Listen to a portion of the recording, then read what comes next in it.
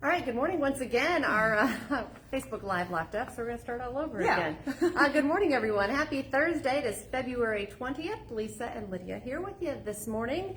I mentioned earlier, Scott is off for a couple days, only because he's working this weekend for Ryan Longnecker. So he's taking one for the team there. We've got to talk about news and weather headlines, a warm-up on the way, but of course, I'd like to remind you right away that we're live on Facebook every weekday morning with your top news and weather headlines. Stays on your feed throughout the day, though, so you can watch it whenever it works best for you, and we make it into a podcast. You can find that at inform.com/podcast. Just look for the Inform Minute. So on to the weather and the warm-up. Thank goodness. It's time. We spent 68 hours consecutively below zero. Briefly got above zero yesterday afternoon, back below zero now, of course, this morning, sitting at about -10 for a lot of us. Colder out west, a little warmer to the east. Everybody's temperatures make it to the right side of zero today, around 7 here in Fargo. Sunshine, light winds, not a bad February day, but slightly below average. Your wind is going to pick up overnight tonight into tomorrow. So right away tomorrow morning, we're looking at a good breeze. That will pump in some warmer air, and temperatures make it near 20 by tomorrow afternoon. Does come with a little more cloud cover. Obviously, the wind will make it feel colder. 30s in store for the weekend. That's 30s above, because I had 30s below earlier in the week. Bismarck fell to -39, so 30s above as we go into Saturday, Sunday. Sunday looks like the warmer day. Does come with a little bit of wind. And then Sunday night into Monday, I want you to start watching out for a few sprinkles to move in. Could have a little mix with it as temperatures are near freezing overnight, so we could have an icy spot or two early on Monday morning. Also, wouldn't be surprised to have a little fog. When you melt snow and you put water vapor into the atmosphere and then things just kind of cool down and settle overnight, that can lead to foggy mornings. So we'll watch out for icy spots, we'll watch out for fog, but it all comes with warmer weather. 40s for Monday and Tuesday. Quite a bit of cloud cover, a little bit of wind, so it's not sunshiny 40s, but not bad. We'll take it. We'll take it. Yeah. And then a slow cool down back into the 30s to finish out the work week. 20s for March 1st into the weekend, so closer to average. So this is not our big launch into spring by any means. It's not only up from here, but this is a big turnaround from earlier in the week. I think it's going to feel pretty good. And then we keep our temperatures close to average, which means I don't have a big sub-zero stretch again as we go into March. A little bit cooler. March looks to be coming in like a lamb, I would say. I don't have any big snowstorms into March, so we'll see how that all pans out. But enjoy the mild temperatures into the weekend. I think it's going to feel much better. Yeah. Nice break. All right. Thank you, Lydia. Okay, to our news headlines this morning. Today, the Fargo School Board will begin interviewing candidates for the next superintendent of the district.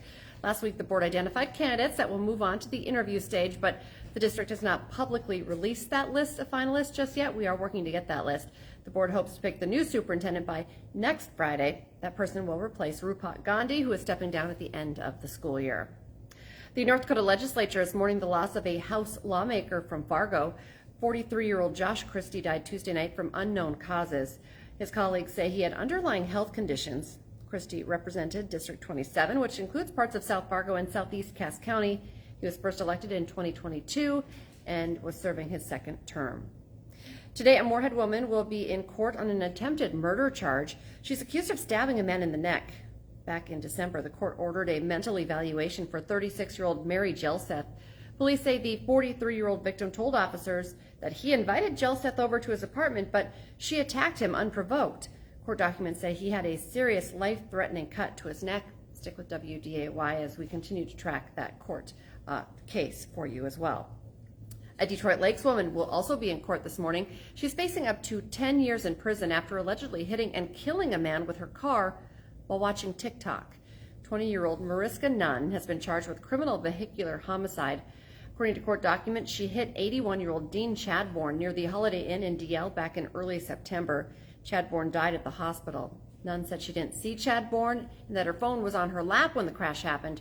She later admitted that she had been watching TikTok. Big national headline, one we've been following for you. Right now, President Trump says his team is preparing for more budget cuts, and this time they're targeting the Pentagon. Sources tell ABC News that Defense Secretary Pete Hegseth asked top Pentagon officials to draw up plans for an 8% cut. Among those expected cuts, top generals and senior officials. The Defense Department employs nearly 878,000 civilians. Earlier this week, DOJ posted a list of more than 1,000 federal contracts it claims to have already terminated. President Trump says now he's considering giving 20% of the savings from DOJ's work back to Americans. We'll continue to track that story for you as well. Coming up this morning, 9 to 11 on WDAY Extra. Big win for the Bison men's basketball team. The Bison picked up really their biggest win of the season last night, handing SDSU its first home loss of the year. They played on their home court in Brookings and won. Plus, North Dakota boys basketball game of the year is on tap for this weekend as Kindred is facing Devil's Lake. Potential preview of the Class A title game is coming up. And of course, we talked about this a lot on First News this morning. The North Dakota State Wrestling Tournament starts today, 3 days long. That's happening at the Fargo Dome, so I'm sure Don will talk about that as well. Hot Mic is live from 9 to 11 on WDAY Extra and Inforum.com. Remember to join us for our next newscast. It's coming up at 11 this morning, and then we have you covered this afternoon starting at 4, 5, 6, 9, and 10, and we'll be back with more First News tomorrow morning from 5 to 7 in the morning. Have a great day, everyone.